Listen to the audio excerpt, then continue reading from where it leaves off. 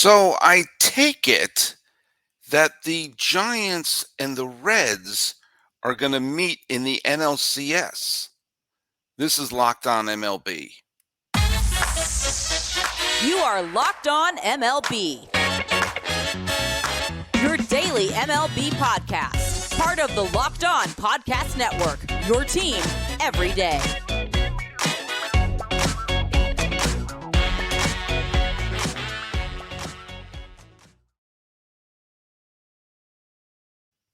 Hello, baseball fans, and welcome to Locked On MLB, part of the Locked On Podcast Network, where it's your team every day. This is the daily podcast. We talk about all of Major League Baseball. I am your host, Paul Francis Sullivan. How do you know that's my name? I got the lower third, where I can be called Sully. I am an Emmy-nominated television producer who is currently in his mother's house and trying to find the right place to do the show. I did it sort of facing the other way in the living room. If I'm figuring it out. I'm gonna be up here for a couple of weeks, and I haven't found the ideal place to record a podcast yet. But please enjoy this half of the living room here. By the way, for those of you wondering, today's episode has been brought to you by Gametime. Download the Gametime app, create an account, use code LOCKEDONMLB for $20 off your first purchase. Last minute tickets, lowest price guaranteed. Follow us at Locked On MLB Pods on Twitter and Instagram. I am your pal Sully. I'm at Sully Baseball on Twitter, Sully Baseball Podcast and Instagram.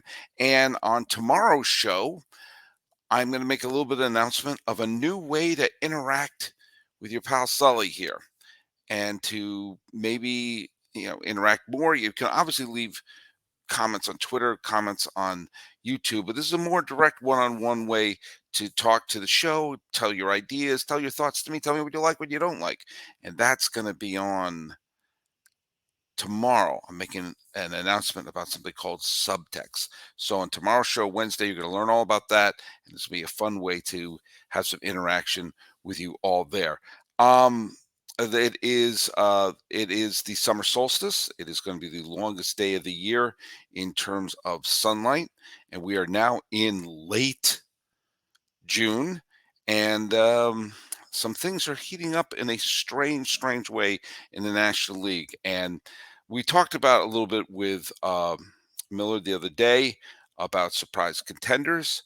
But you know what? There's two we've got to talk about. But before we get into that, let's go over a part of the trivia question, and I'm going to respond to a couple of things some people said. Craig Brindle, surprise, Craig Brindle once again got the trivia question right.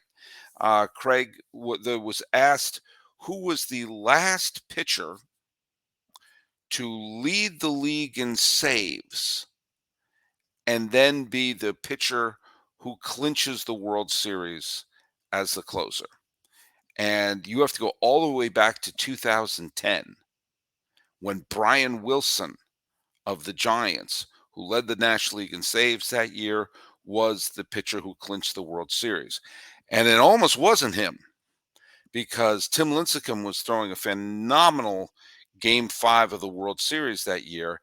And I know Bochy was contemplating having Lincecum just finish the game. I thought Lincecum was going to finish the game. I thought there was something symbolic about that, because the arrival of Tim Lincecum to the San Francisco Giants kind of was the moment that the Bonds era ended and the Lincecum Bochy years began. And Lincecum was really the great beloved star of those early years. He still is one of the most phenomenally popular players I've ever seen in San Francisco. And it's one reason why Giants fans always love Tim Lincecum and they always love Pablo Sandoval, because when Bonds was there, and Bonds was enormously popular. People stood him and cheered for him and everything, but there was something cute and cuddly about the arrival of Pablo Sandoval and Tim Lincecum roughly at the same time. They both had their breakout years in 2008, the first year after Bonds was gone. And the Giants had stars that were more cute and cuddly. Bonds, brilliant player, not the most cute and cuddly guy in the world.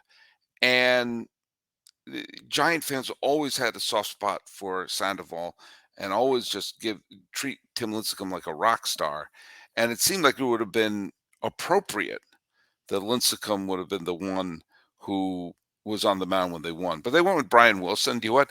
I am not going to question Bruce Bochy's managerial decisions in a stretch where the Giants won 3 World Series in 5 years. By the way, the last time an American League pitcher led the league in saves and clinched the World Series was Mariano Rivera in 1999. And so if Bochy had gone with Lincecum, then the last time a pitcher would have led the league in saves and also thrown the clinching pitch would have been in the previous century. A couple people guessed Rivera. That's always a solid guess, but a lot of times Rivera didn't lead the league in saves. A lot of times Joe Torre didn't use him in every single save situation because he wanted to make sure that he was, uh, ready, come October. So, hey, good job, Brindle. And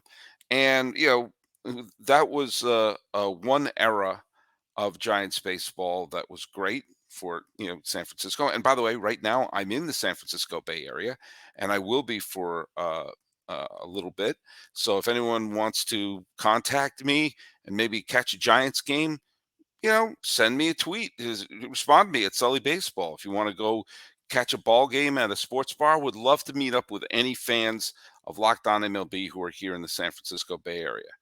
The Giants and the Bruce Bochy era ended during the year before the COVID season, and they had a surprise, tremendous year in 2021 where they were check swing called third strike out of the playoffs against Los Angeles, but it was still a magical 107 win season they had.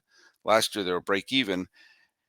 Now, I mean, look, there's something wonderful happening about this team. The last 2 days, back-to-back games, I watched here in the house with my mom and other Giant fans up here, and I could feel the spirit of my dad. Um, the Giants won back-to-back games in dramatic fashion against the San Diego Padres. By the way, the San Diego Padres are really, really looking at a lost season right now. But let's focus on the positive in the Giants. Yastrzemski, I mentioned it briefly in yesterday's show. Yastrzemski had this 2 home run game. He had a home run to basically, they were down 4-0, the Giants were, and they looked kind of dead. But then Yastrzemski and VR hit home runs. I remember thinking, okay, it's 4-2. That's psychologically 4-2 is a lot from 4-0. And Yastrzemski scored the tying run in the bottom of the ninth, and then hit the walk-off 3-run home run into the right field. Actually, the second home run didn't go into the bay, but he hit the walk-off 3-run home run.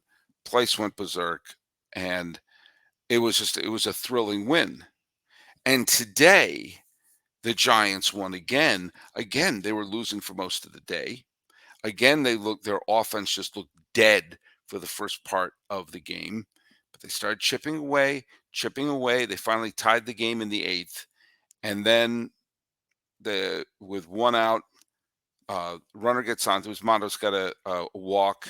Then there was another hit. I may be mixing it up a little bit. And Bob Melvin saying, hey, we can't afford to lose back-to-back games like this, brought in Hader. So we got to, save situation be damned. We have to get out of this game. And with 2 outs and the bases loaded, Joc Pederson, Palo Alto's own, had a tremendous at-bat.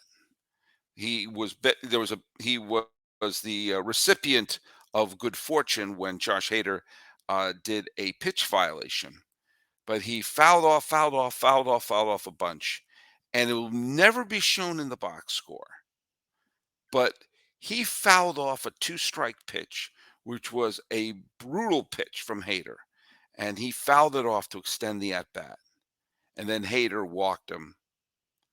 Bases loaded walk.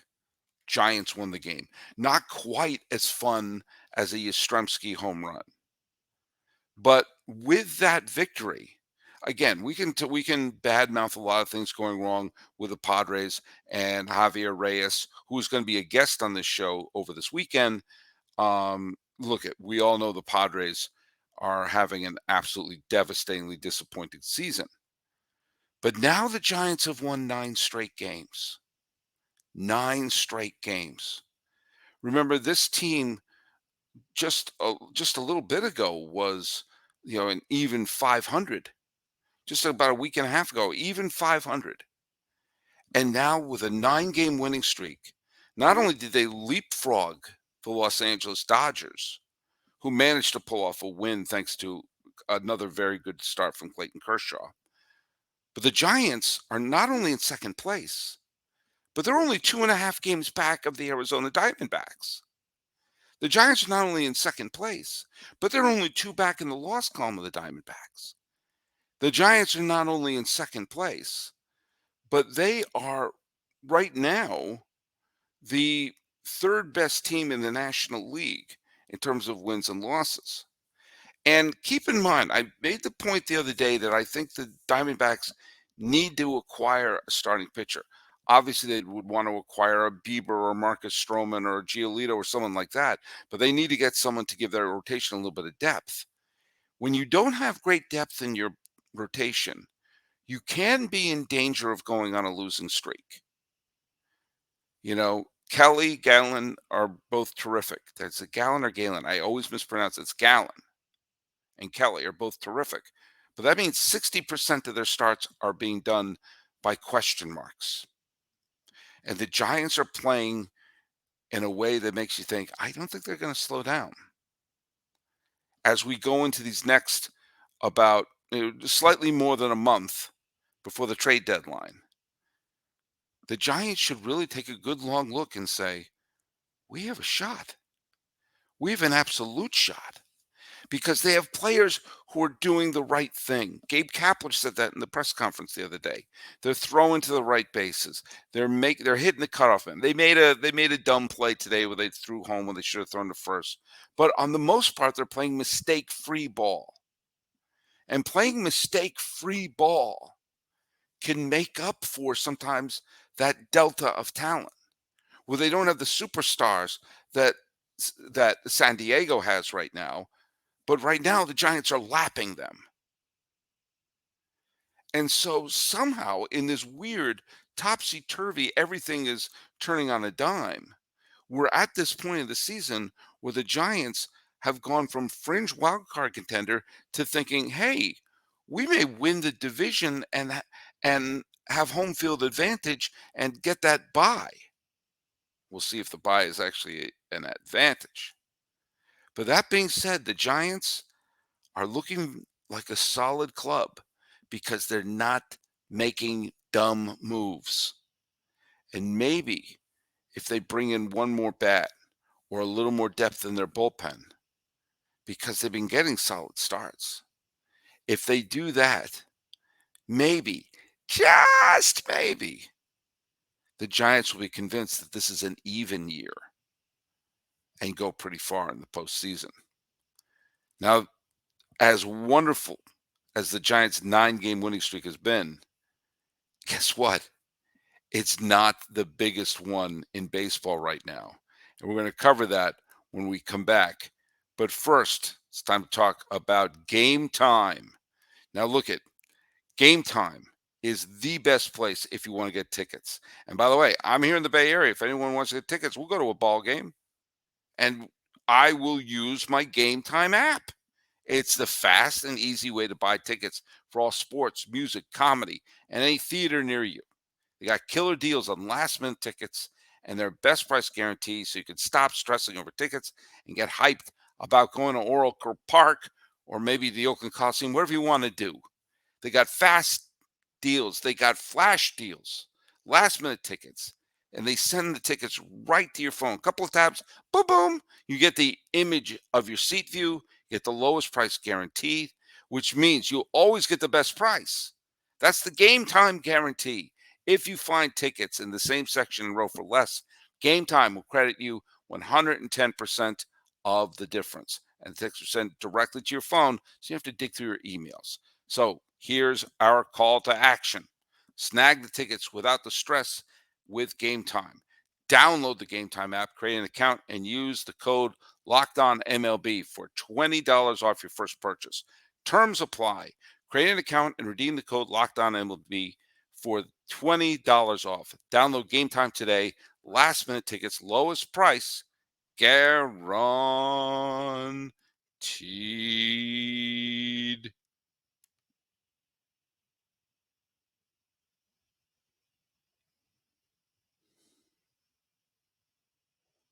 All righty. Talking about teams that are on a roll. Guess what? I mean, like, let's just take a look at the NL Central. It's critical that I say this. That 9 days ago, the Pirates were 34 and 30, 4 games above 500. And the Reds were, they were 27 and 35. Oh, no, sorry. They were 30 and 35. They were 5 games under 500. The Pirates are 4 games over 500. The Reds were 5 games under 500. Less than 2 weeks have passed. And now the Pirates are 4 games under, and the Reds are 4 games over. They have completely flip-flopped in less than 2 weeks. This is how fast it can go. And remember, it can go just as fast the other way. We've seen with the Pirates this year, they've gone on wild streaks where they look tremendous and streaks where they look completely incompetent, and then go on a great big winning streak. And right now they're in a great big losing streak. Great April, horrible May. Solid first half of June, terrible second half of June. It's a strange roller coaster ride for the Pirates. But for the Reds, it's so clear what the demarcation point is. De La Cruz's arrival has completely coincided with the team exploding.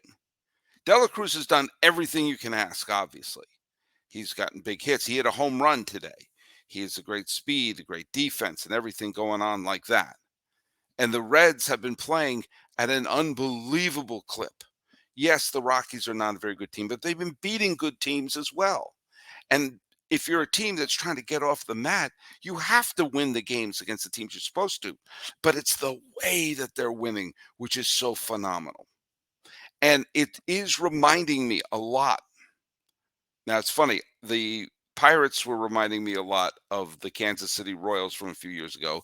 Now it's the Reds, and I'll tell you exactly why.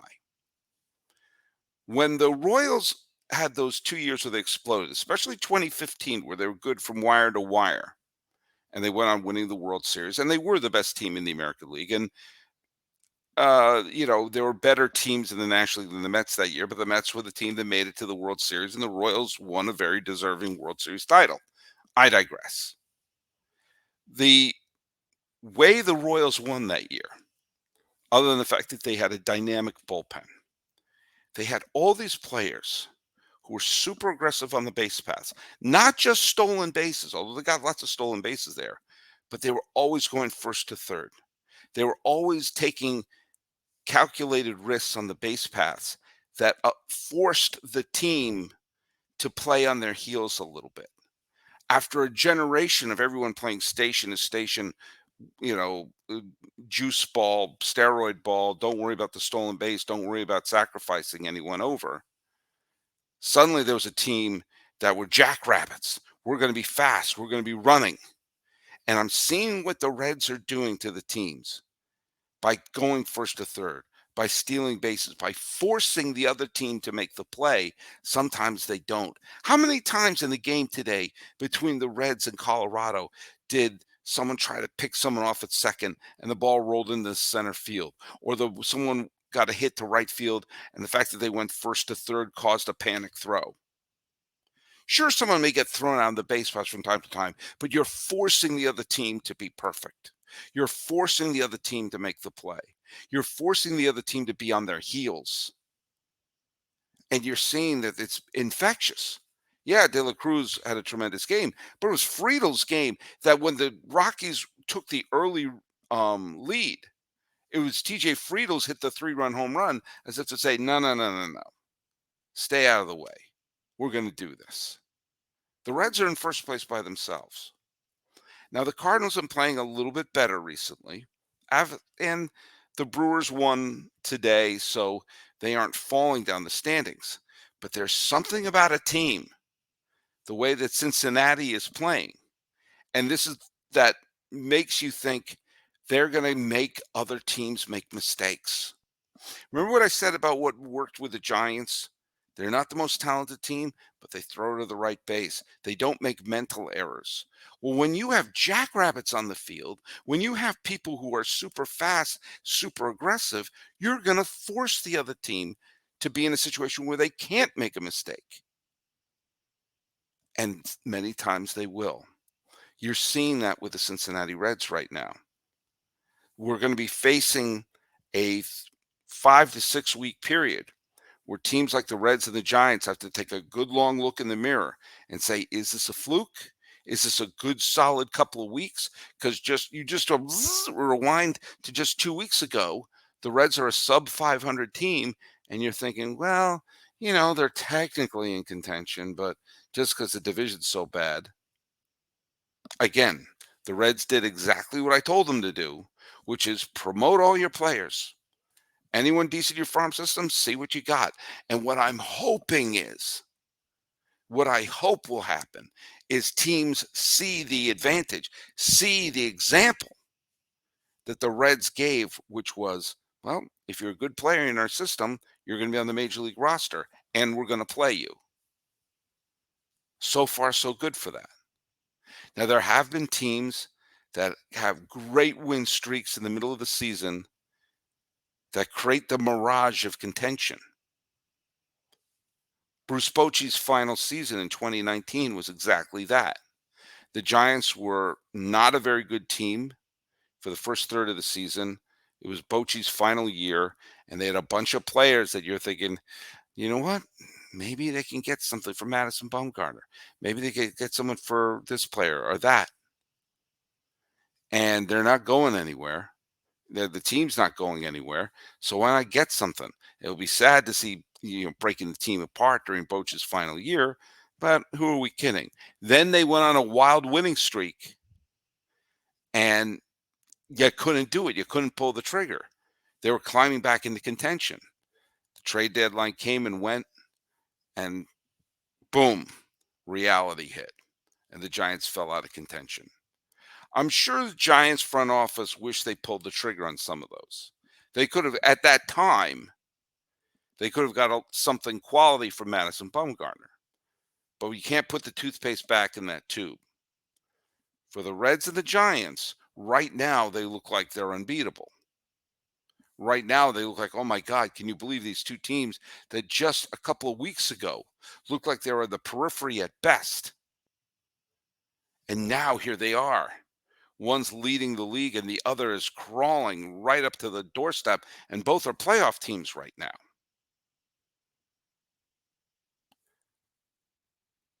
The Mets and Padres and Cardinals have been the great disappointments that's opened the doors for some of these. Take a look at the team. See the style that they're playing. And is that a product of good luck right now, or have both of these teams taken the turn? This is go time for general managers right now. Because if they truly believe that they're going to make an impact, then you got to make that deal. Because you don't know how quickly these windows of opportunity can not just gently close, but slam shut. And if the Giants are in a position to improve, or the Reds are in a position to improve, and all of a sudden that might be the difference between a team winning or not.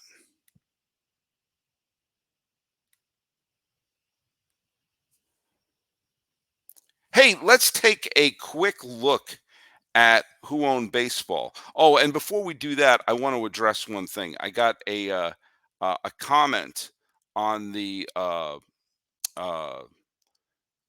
YouTube page, uh, and it was from someone named Logan Cox.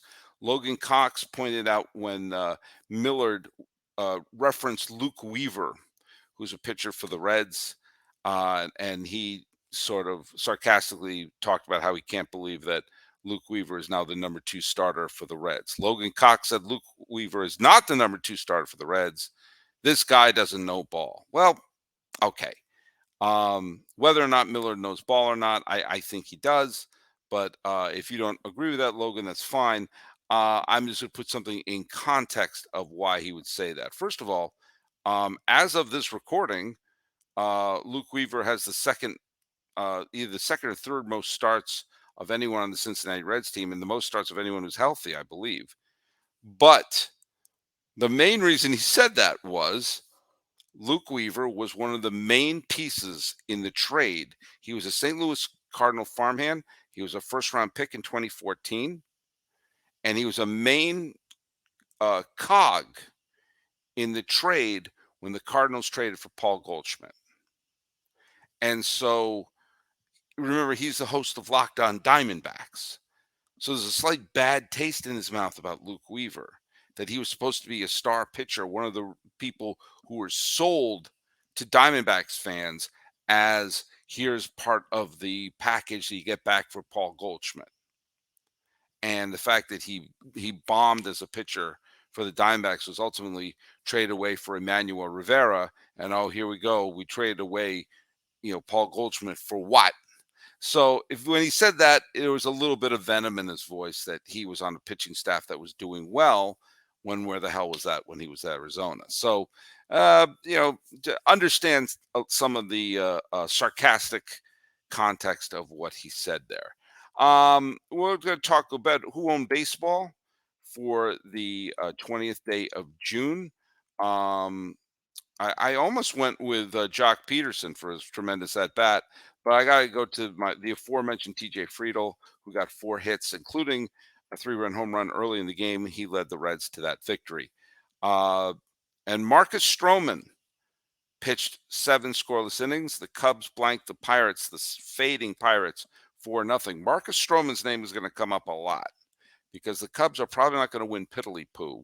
Stroman, I believe, can opt out or maybe opt out next year. He's going to be a hugely valuable trade chip, and a lot of teams will be falling over them. It's a guy who was putting together a potential Cy Young season. A great pitching performance by a couple of pitchers out there, including Garrett Cole for the Yankees, but I gave it to Daniel Lynch, who threw 7 innings of 1-hit shutout ball. The Royals blanked the Tigers 1-0, and Red Sox infielder Christian Arroyo went 5 for 5 with a home run, and the Red Sox beat the Twins with a CB final score, 10-4, good buddy. Half wobs. Nolan Jones hit a home run in the first inning in the Rockies' loss to the Reds. He got on base 5 times, but it wasn't enough. Yuri Perez pitched very well for the Marlins. He struck out 9 Blue Jays in 6 shutout innings, but the Marlins bullpen lost the game 2-0. Michael Lorenzen pitched very well, but got a hard luck 1-0 loss as the Royals were blanked by as the Tigers were blanked by the Royals. And Corey Seager's have a wonderful year for the Rangers. He went 3 for 5 and added a walk, but the Rangers lost a bizarre walk-off game to the White Sox. So if you're keeping score at home, Christian Arroyo, TJ Friedl, Daniel Lynch, and Michael Stroman got full wobs. Nolan Jones, Michael Lorenzen, Yuri Perez, and Corey Seager got half wobs. And let's talk about the trivia question for the day. Reds fans grind their teeth knowing they have not won a playoff game since 1995. They got swept in the 1995 NLCS. They lost the 1999 wild card playoff game. They got they got swept in the division series by the Philadelphia Phillies. They won the first 2 games on the road of the division series in 2012, but then lost the final 3 games to the Giants. They lost the wild card playoff game to the Pirates the next year. They lost the 2 games of the wild card series in the COVID year. So they haven't won a home playoff game since 1995. Here's a trivia question for you. Who was the last Reds pitcher to record a home playoff win to win the game in Cincinnati? Which Reds starting pitcher got the winning decision for the last Reds home game victory? And it also was the last series they ever won. So who was the winning pitcher for the last time the Reds won a home playoff game back in 1995? So send that over to Locked On MLB Pods on Twitter and Instagram, or go to Sully Baseball on Twitter, Sully Baseball Podcast on Instagram, or here on the YouTube. And tomorrow there's going to be a big announcement regarding the brand new subtext way to contact me. So, talking about the red hot Reds, the giant hopes for the Giants, and figure out who owned this game.